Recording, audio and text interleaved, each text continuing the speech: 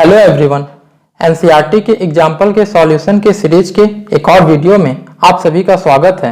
अब तक एनसीईआरटी के फर्स्ट चैप्टर के एग्जाम्पल 1.9 तक डिस्कस किया गया है। उसका पूरा प्लेलिस्ट ऊपर आपको आई बटन पर मिल जाएगा, आप वहां पे जाकर चेक कर सकते हैं। आज के इस वीडियो में हम बात करेंगे एग्जाम्पल 1.10 का। आज हम एग्जाम्पल 1.10 के बारे में डिस्कस करेंगे, जो कि आपके एनसीईआरटी के बुक से है। इसमें आपसे पूछा गया है two charge +-10 microcoulomb are placed 5.0 millimetre apart, determine the electric field at. इसमें फर्स्ट नंबर क्वेश्चन दिया गया है a point P on the axis of dipole 15 centimetre away from its centre O on the side of the positive charge as shown in figure 1। जैसा कि आप यहाँ एक figure देख सकते हैं, इस फिगर 1 में आपसे ये कहा गया है कि हमारे पास जो है एक डाइपोल है जिसमें दो चार्ज, एक है +10 माइक्रोकूलम और दूसरा है -10 माइक्रोकूलम। इनको जो है वो 5 मिलीमीटर के डिस्टेंस पे रखा गया है। मींस A से लेके B तक का जो डिस्टेंस है वो 5 मिलीमीटर है। इसमें आपको बताना क्या है, तो ये जो पॉइंट P है वो इस डाइपोल के सेंटर से 15 सेंटीमीटर दूर है और इसी पॉइंट P पे आपको इलेक्ट्रिक फील्ड इंटेंसिटी या फिर इलेक्ट्रिक फील्ड का वैल्यू बताना है। इसमें आगे सेकेंड नंबर क्वेश्चन कहा है a point Q 15 centimetre away from O on a line passing through O and normal to the axis of dipole as shown in figure 2। यहाँ पे जो फिगर 2 है, यहाँ आप देख सकते हैं जो सेकेंड नंबर फिगर है, इसमें भी आपसे यही पूछा गया है कि आपको जो है पॉइंट Q पर बताना है इलेक्ट्रिक फील्ड का वैल्यू। ये पॉइंट Q जो है वो उस लाइन पे है जो लाइन इस डाइपोल के सेंटर O से पास करता है। जैसा कि आप जानते हैं कि अगर हमारे पास कोई भी एक निगेटिव चार्ज और एक पॉजिटिव चार्ज स्मॉल डिस्टेंस पे हो तो वो जो है एक डाइपोल का फॉर्मेशन करता है। जैसे मान लीजिए अगर हमारे पास एक -Q और दूसरा +Q, ये दो अगर चार्ज हैं तो ये दोनों के दोनों डाइपोल का फॉर्मेशन करेंगे। डाइपोल के बारे में और अगर आपको बताया जाए तो यहाँ से लेके यहाँ तक का ये जो पूरा लेंथ होता है इसको हम 2a या फिर 2l से डिनोट करते हैं। ये होता है आपका डाइपोल लेंथ। अगर कोई लाइन इन दोनों चार्ज के सेंटर से पास करता है तो इस लाइन को हम नाम देते हैं कोएक्सियल लाइन का, और यदि कोई लाइन इस डाइपोल के सेंटर से परपेंडिकुलरली पास करता है तो इसे हम नाम देते हैं इक्वेटोरियल लाइन का। आपको इस क्वेश्चन में ये वाला जो टर्म है फिगर 1 वाला, इसमें आपको कोएक्सियल वाले कंडीशन पे पूछा गया है, और जबकि ये जो सेकंड फिगर है ये आपका इक्वेटोरियल वाले कंडीशन पे पूछा गया है। यहाँ पे जैसे मान लीजिए कि इस डाइपोल से अगर r डिस्टेंस पे हमारा कोई पॉइंट P है, इस पर आपको इलेक्ट्रिक फील्ड का अगर वैल्यू निकालना हो तो डाइपोल में जो चार्ज होते हैं उनका मैग्नीट्यूड इक्वल होता है, बस साइन निगेटिव और पॉजिटिव होता है। मींस साइन अलग अलग होगा मगर ये जो चार्ज का वैल्यू है वो सेम रहता है। डाइपोल के अंदर चार्ज का मैग्नीट्यूड हमेशा सेम ही होगा। तो इसके सेंटर से r डिस्टेंस पे अगर पॉइंट P है तो इस पर अगर हमें इलेक्ट्रिक फील्ड का वैल्यू पता करना है तो उसके लिए हमें इस Q के कारण और इस -Q के कारण, दोनों के कारण पहले हमें E का देखना पड़ेगा कि क्या क्या वैल्यू आ रहा है। उसके बाद रिजल्टेंट E किस डायरेक्शन में है वो देखना है। तो E का फॉर्मूला तो खैर हमें डाइपोल के लिए सीधे पता होता है। यहाँ पे हम डायरेक्शन का बात कर लेते हैं कि direction resultant electric field intensity का किधर मिलेगा। अगर हम बात करें इस +Q के कारण अगर हम मान ले रहे हैं कि हमारे पास जो इलेक्ट्रिक फील्ड है वो E1 है, -Q के कारण अगर हमारे पास इलेक्ट्रिक फील्ड E2 है, तो आपको तरीका ये बताया गया है कि जिस भी पॉइंट पे हमें E का डायरेक्शन निकालना रहता है उस पॉइंट पर हम अपने मन से एक पॉजिटिव चार्ज को कंसीडर करते हैं एज अ टेस्ट चार्ज। हम हमेशा उस पॉइंट पे पॉजिटिव चार्ज को ही कंसीडर करेंगे, और जिस डायरेक्शन में फोर्स का डायरेक्शन होगा इलेक्ट्रिक फील्ड का भी डायरेक्शन उसी में आता है। तो अगर ये हमारे पास पॉजिटिव चार्ज, ये भी पॉजिटिव चार्ज, इन दोनों के बीच में लगेगा फोर्स ऑफ रिपल्सन, इसका मतलब E1 का जो डायरेक्शन होगा वो इधर होगा, यानी इस पॉइंट से दूर जाता हुआ। अगर यहाँ पे बात करें तो ये निगेटिव चार्ज है, अब पॉइंट पे हमेशा आपको पॉजिटिव चार्ज ही मानना है। ये निगेटिव चार्ज, ये पॉजिटिव चार्ज, यहाँ पे लगेगा फोर्स ऑफ अट्रैक्शन। तो E2 का जो डायरेक्शन होगा वो फोर्स ऑफ अट्रैक्शन के डायरेक्शन में मतलब इधर होगा, यानी कि यूं कह सकते हैं कि डाइपोल के तरफ ही होगा। अब हमारे पास एक ही पॉइंट पे एक E1 का डायरेक्शन इधर मिल रहा है और ठीक उसके अपोजिट में E2 का डायरेक्शन मिल रहा है, तो रिजल्टेंट किधर होगा उसके लिए देखना पड़ेगा E1 और E2 में किसका वैल्यू ज्यादा है, या फिर यूं कहें कि कौन ज्यादा ताकतवर है। अगर चार्ज के सेंस का हम बात करें तो चार्ज दोनों का सेम है, साइन बस अपोजिट है, वैल्यू तो दोनों का सेम है, यानी कि यहाँ पे चार्ज का यूज करके तो हम नहीं पता कर सकते हैं, डिस्टेंस हमें देखना पड़ेगा। तो यहाँ से लेके यहाँ तक का अगर डिस्टेंस देखें और यहाँ से लेके यहाँ तक का डिस्टेंस देखें तो ये वाला डिस्टेंस कम होगा, मतलब प्लस क्यू जो है वो इस पॉइंट के ज्यादा क्लोज है। इसका सीधा सा मतलब ये है कि इसका जो इफेक्ट है वो इस पॉइंट पे ज्यादा पड़ेगा। नॉर्मली आप जानते हैं कि ई का जो फॉर्मूला होता है वो है 1/4 pi epsilon naught Q upon r square, मतलब डिस्टेंस के स्क्वायर के इनवर्सली प्रोपोर्शनल है। डिस्टेंस जितना कम होगा इलेक्ट्रिक फील्ड का वैल्यू उतना ही ज्यादा होगा। तो यहाँ पे ये डिस्टेंस कम है इसके कंपेयर में, तो ये डिस्टेंस कम होने के कारण इस Q के कारण जो इलेक्ट्रिक फील्ड मिलेगा उसका वैल्यू ज्यादा होगा। इसका सीधा सा मतलब ये है कि जो E1 है इसका वैल्यू ज्यादा इफेक्टिव होगा, तो जो रिजल्टेंट मिलेगा उसका भी डायरेक्शन इधर ही होगा, यानी कि निगेटिव चार्ज से पॉजिटिव चार्ज की तरफ, अवे फ्रॉम डाइपोल आप कह सकते हैं इसको, या फिर यूं कह दीजिए कि निगेटिव चार्ज से पॉजिटिव चार्ज की तरफ। और अगर आपने डाइपोल मोमेंट पढ़ा है, आपको मालूम होगा कि डाइपोल जब आता है तो उस समय डाइपोल मोमेंट का भी हम डिस्कस करते हैं। डाइपोल मोमेंट होता क्या है, तो डाइपोल मोमेंट इसको हम P से डिनोट करते हैं। ये होता है किसी भी एक चार्ज का मैग्नीट्यूड, मतलब आपको सीधे Q इस्तेमाल करना है, ना प्लस ना माइनस, कोई भी एक चार्ज का आपको बस वैल्यू लेना है। और ये जो टोटल डाइपोल लेंथ है यहां से लेके यहां तक का जो टोटल लेंथ है इस पूरे का जो मल्टीपल होता है, यानी कि चार्ज का डाइपोल लेंथ के साथ जो मल्टीपल होता है इसे ही हम नाम देते हैं डाइपोल मोमेंट का। और इसका भी डायरेक्शन होता है निगेटिव टू पॉजिटिव चार्ज की तरफ। मतलब अगर हम एक्सियल का बात करते हैं तो एक्सियल वाले सिचुएशन में जो रिजल्टेंट ई का डायरेक्शन आएगा वो आएगा from negative charge to positive charge, या फिर सीधे बोल सकते हैं कि वो जो आएगा वो डाइपोल मोमेंट के डायरेक्शन में आएगा। डाइपोल मोमेंट जो है वो आपका वेक्टर क्वांटिटी होता है, इसको इस तरीके से डिनोट किया जाता है। चार्ज स्केलर है मगर यहाँ पे जो 2a है इसमें a को हम एज अ वेक्टर ट्रीट करते हैं।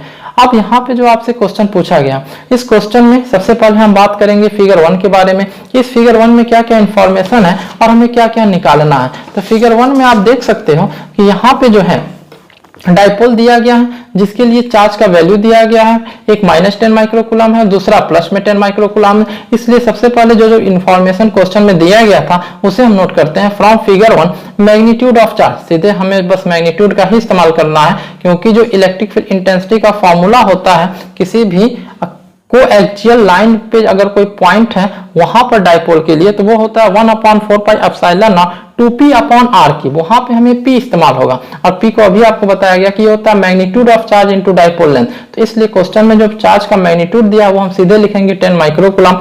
एसआई सिस्टम में सॉल्व करने के लिए हमें माइक्रोकूलम को कूलम में चेंज करना होगा। 1 माइक्रोकूलम में आप जानते हैं 10⁻⁻6 होता है, इसलिए इस 10 माइक्रोकूलम को लिखा गया 10 × 10⁻⁻6। अब हम डाइपोल लेंथ को देख लेते हैं कि डाइपोल लेंथ यहाँ कितना दिया गया है। क्वेश्चन में जो है, क्वेश्चन में लिखा गया था कि टू चार्ज इतना माइक्रोकूलम आर प्लेस्ड एट इतना मिलीमीटर अपार्ट, यानी कि 5 मिलीमीटर अपार्ट है। ये दोनों चार्ज जो है वो 5 मिलीमीटर डिस्टेंस पे है। ए से लेके बी तक का जो डिस्टेंस है, यानी कि जो डाइपोल लेंथ है जिसको हम 2a कहते हैं, इस 2a का पूरा वैल्यू दिया गया है 5 मिलीमीटर। ध्यान रहिए सिर्फ a का वैल्यू नहीं है, यहां से लेके यहां तक ये पूरा 2a होता है, मतलब ये इतना a होगा, ये इतना a होगा, पूरे को मिला के दिया गया है 5 मिलीमीटर। मिलीमीटर को हम मीटर में चेंज करेंगे तो मिलीमीटर से मीटर में जाने के लिए 10⁻³ का मल्टीप्लाई कर देंगे तो हमारे पास डाइपोल लेंथ AB का वैल्यू आ जाएगा। अब distance of point P from centre OP, यहाँ O से लेके P तक का जो डिस्टेंस है, ये क्वेश्चन में कहा था कि 15 सेंटीमीटर अवे है, तो OP का वैल्यू यानी कि जो हमारा R होगा उसका वैल्यू दिया गया है 15 सेंटीमीटर। और सेंटीमीटर को मीटर में चेंज करेंगे क्योंकि आप जानते हैं कि हम जो भी क्वेश्चंस लगाते हैं वो ज्यादातर SI सिस्टम में ही लगाते हैं। तो 15 × 10⁻² मीटर, और यही हमारे R का वैल्यू हो गया। R = 15 × 10⁻² metre.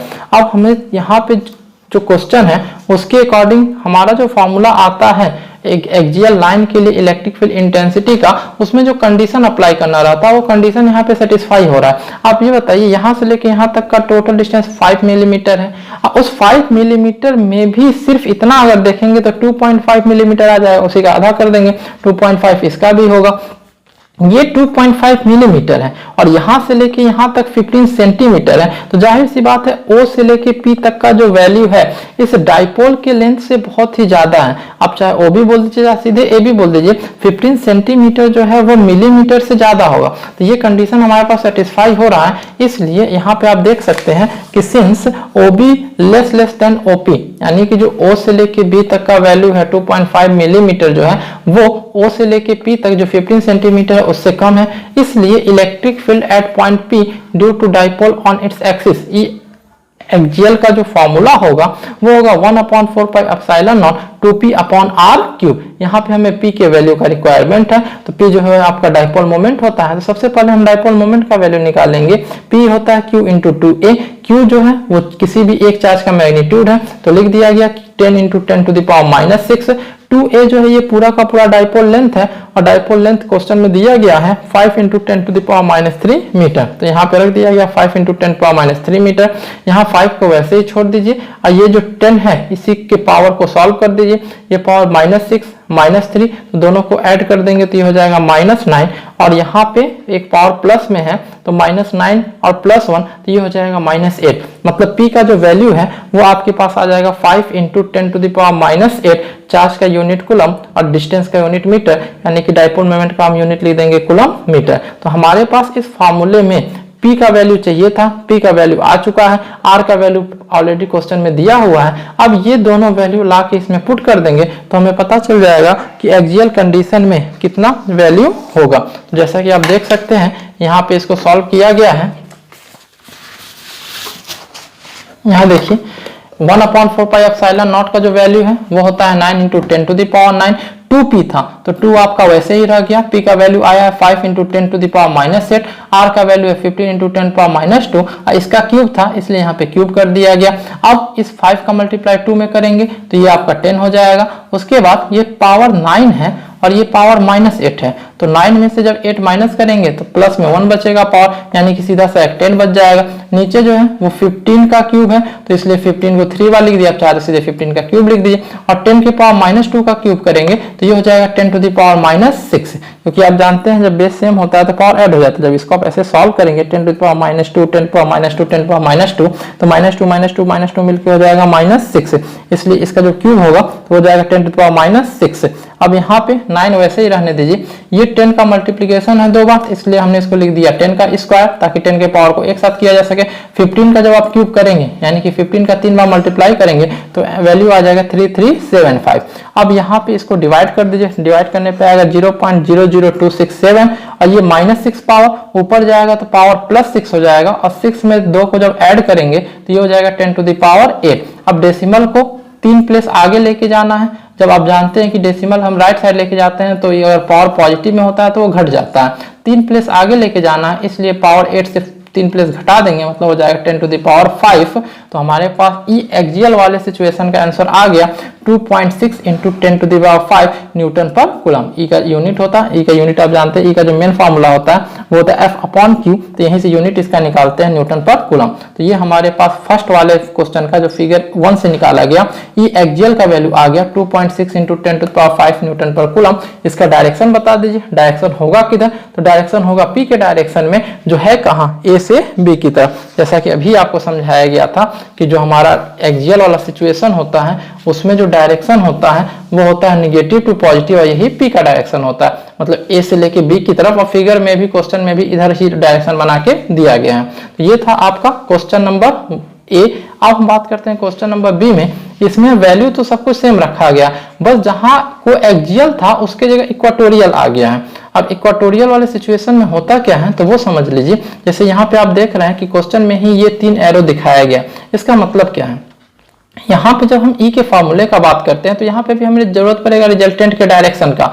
तो यहाँ से लेके यहाँ तक का जो डिस्टेंस होता है, मान लीजिए अगर ये डिस्टेंस x है तो सेम ए से लेके क्यू का ही डिस्टेंस होगा बी से लेके क्यू तक के डिस्टेंस के इक्वल, ये भी डिस्टेंस आपका x होगा और ये डिस्टेंस r होगा। इसमें भी क्वेश्चन में वैल्यू 15 सेंटीमीटर ही दिया गया, मतलब वैल्यू सेम है, बस इस बार पॉइंट जो है वो p की जगह q है और ये इक्वाटोरियल लाइन पे आ गया।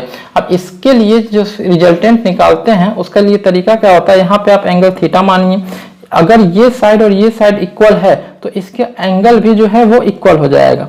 ये ट्रायंगल की प्रॉपर्टी होती है, अगर दो इंटीरियर एंगल इक्वल है तो दोनों उसके करस्पॉन्डिंग साइड्स इक्वल हो जाएंगे, और अगर दोनों साइड्स इक्वल है तो उसके करस्पॉन्डिंग दोनों इंटीरियर एंगल भी इक्वल हो जाएंगे। तो ये एंगल थीटा हो गया, तो ये भी एंगल थीटा होगा। ये एंगल अगर थीटा है तो यहाँ पे अगर आप देखेंगे तो ये एंगल भी थीटा बनेगा अल्टरनेट एंगल से। ये एंगल अगर थीटा है तो यहाँ देखिए ये एक स्ट्रेट लाइन है और ये क्रॉस्ड लाइन है, तो ये एंगल भी आपका थीटा हो जाएगा। ये एंगल अगर थीटा है तो ये एंगल भी आपका एंगल ऑफ करेस्पॉन्डेंस से या फिर करेस्पॉन्डिंग एंगल से ये एंगल भी आपका थीटा हो जाएगा।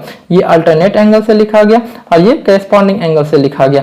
अब यहाँ पे देखेंगे तो ये भी x है, ये भी x है, चार्ज का वैल्यू भी सेम है, ये -10 में है, ये +10 में है, मैग्नीट्यूड दोनों का सेम है।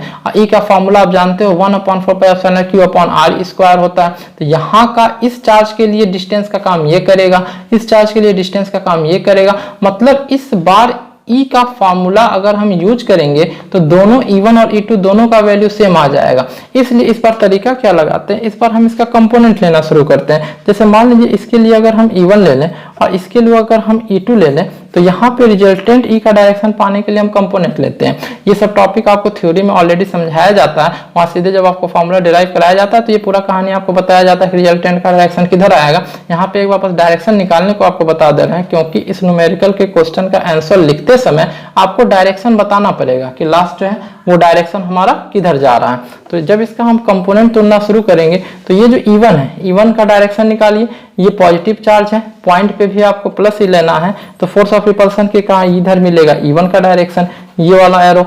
और जब ये निगेटिव चार्ज और यहाँ पे हमेशा पॉजिटिव ही लेना है पॉइंट पे, अट्रैक्शन के कारण E2 का डायरेक्शन आपका इधर आ जाएगा। तो इसी को एक अलग फिगर से यहाँ समझाया गया है। यहाँ पे पहले वो फिगर देख लीजिए। ये था आपका Q से लेके इधर E1 का डायरेक्शन और ये था आपका E2 का डायरेक्शन। अब इसका जब कंपोनेंट करेंगे, रिजोल्यूशन ऑफ वेक्टर का यूज करते हुए जब कंपोनेंट करेंगे तो जिधर थीटा होता है उधर कॉस आता है। तो इसका कंपोनेंट इधर आ गया E1 कॉस थीटा और बिना थीटा की तरफ आ गया E1 साइन थीटा। उसी तरीके से E2 का जब आप कंपोनेंट तोड़ेंगे तो यहाँ पे आ गया E2 कॉस थीटा और बिना यहाँ पे कोई एंगल नहीं था तो इसलिए यहाँ पे साइन वाला कंपोनेंट आ गया। तो ये हो गया आपका E2 साइन थीटा।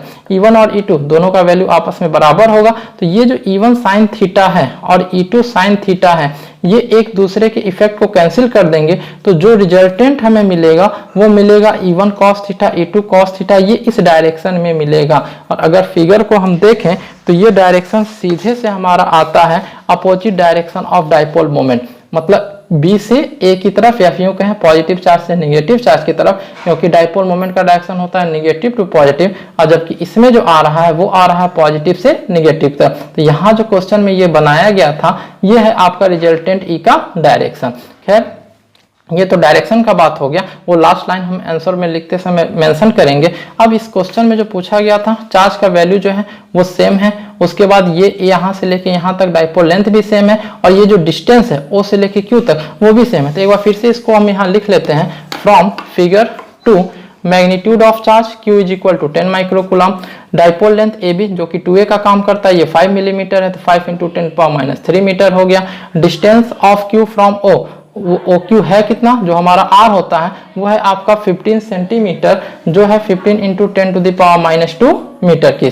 इसमें भी सेम वही कंडीशन है कि O से लेके A कहिए या फिर O से लेके B कहिए। मतलब ये जो डाइपोल वाला पार्ट है O से लेके A या फिर O से लेके B, ये जो लेंथ है ये मिलीमीटर में है और ये लेंथ सेंटीमीटर में है। तो जाहिर सी बात है मिलीमीटर कम होगा सेंटीमीटर ज्यादा होगा, तो वही कंडीशन हम यहाँ लगा देते हैं। सिंस OA और OB जो है वो लेस देन है OQ से।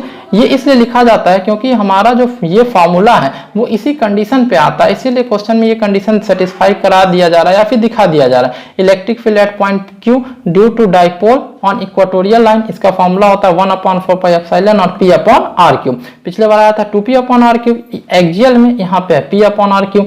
P का वैल्यू ऑलरेडी आप निकाल चुके हैं Q × 2A से, तो जब एक बार निकाला जा चुका है तो यहाँ सीधे हम इसका इस्तेमाल कर दे रहे हैं 5 × 10⁻⁸। यहाँ पे आप देख सकते हैं P का जो वैल्यू निकाले थे डाइपोल लेंथ का 2A का वैल्यू वो आपका था 5 × 10⁻³ और जब इसको सॉल्व किया गया था P के टर्म में तो यहाँ पे आया था 5 × 10⁻⁸, इसलिए सीधे यहाँ यूज कर लिया गया 5 × 10⁻⁸। R का वैल्यू 15 × 10⁻² का होल क्यूब। तो इसको सॉल्व करना है, 9 का मल्टीप्लाई 5 में कर दीजिए तो 45 हो जाएगा। 10 टू द पावर प्लस में 9 है, यहाँ -8 है, दोनों को माइनस करके या फिर यूं कहें तो उसको सॉल्व करेंगे तो 9 में से 8 माइनस करेंगे तो आ जाएगा 10, और इसका क्यूब 15 का क्यूब है आपका 3375। 10 टू द पावर -2 का क्यूब करेंगे तो आएगा 10 पावर -6। इसको आपस में सॉल्व कीजिए, जब इसको आप आपस में सॉल्व करेंगे तो वैल्यू आएगा आपका 0.0133, ऐसे ही आता रहता है तो बस इतना ही लिखा गया है। ये पावर -6 ऊपर जाएगा तो +6 हो जाएगा, इसका पावर +1 पहले से है, दोनों को ऐड करेंगे तो हो जाएगा 10 टू द पावर 7। अब यहाँ पे इसको अगर 2 प्लेस आगे लेके जाए तो ये इसका 2 पावर कम हो जाएगा, तो फाइनल आंसर हमारे पास आ जाएगा इक्वाटोरियल वाले सिचुएशन में 1.33 into 10 to the power 5 newton per coulomb. यहाँ पे वही डायरेक्शन एक लाइन लास्ट में मेंशन किया गया जिसको भी आपको समझाया गया था कि direction of equatorial is in opposite direction of P, that is from B to A. और यहाँ पे अलग से ये डाइपोल का बताया गया कि डाइपोल जो होता है निगेटिव चार्ज पॉजिटिव चार्ज का सिस्टम होता है, जिनके शॉर्ट डिस्टेंस 2a होता है, जिसे आप डाइपोल लेंथ कहते हैं, और डाइपोल मोमेंट का फॉर्मूला होता है P = Q × 2a। तो ये जो आपका एनसीईआरटी का एग्जांपल 1.10 था जिसमें 2 पार्ट था, एक आपका ई एक्सियल वाले फॉर्मूले पे था और ई इक्वाटोरियल वाले पे था, जिसका आंसर जो है यहाँ पे है एक्सियल का आंसर ये है 2.6 इंटू 10 टू द पावर 5 और इक्वाटोरियल का आंसर है 1.33 into 10 to the power 5 newton per coulomb. I hope आपको ये सॉल्यूशन, इसका एक्सप्लेनेशन समझ में आया होगा। अब हम डिस्कस करेंगे एनसीईआरटी का एग्जांपल 1.11। तो मिलते हैं अपने नेक्स्ट वीडियो में।